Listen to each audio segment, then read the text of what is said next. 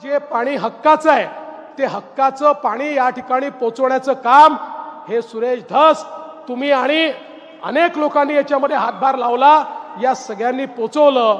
मी तुम्हाला पुन्हा एकदा हा विश्वास देतो की या ठिकाणी खऱ्या अर्थानं या ठिकाणी सुरेश धसांनी मला चिठ्ठी दिलीच आहे 3 TMC ची। मी तुम्हाला विश्वास देतो की काळजी करू नका, जसं हे काम न होणार प्रयत्न आपण सगळ्यांनी केले, तुम्ही केले म्हणून झालं, पुढचंही काम निश्चितपणे करू आणि या मराठवाड्यातल्या कानाकोपऱ्यामध्ये या ठिकाणी निश्चितपणे हे पाणी आपण पोचवू।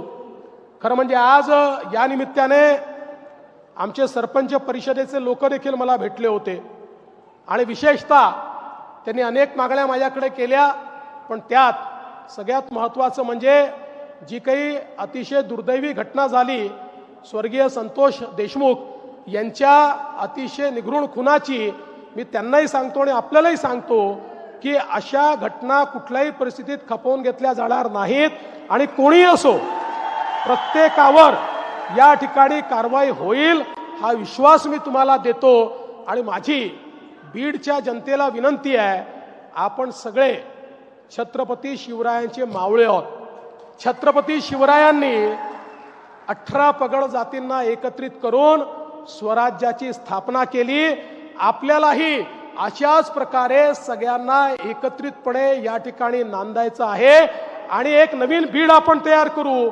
एक जो इतिहास बीडचा धस साहेबांनी सांगितला, ताईंनी सांगितला, एवढी मोठे मोठे लोक या बीडनी आपल्याला दिलेले आहेत, तोच इतिहास पुढे जाईल आणि एक गौरवशाली अशा प्रकारच्या बीडचा इतिहास तयार करण्याकरता आपल्या सगळ्यांचे जे प्रयत्न आहेत त्या प्रयत्नांच्या पाठीशी मी देखील ठामपणे उभा राहील, एवढंच या निमित्ताने सांगतो।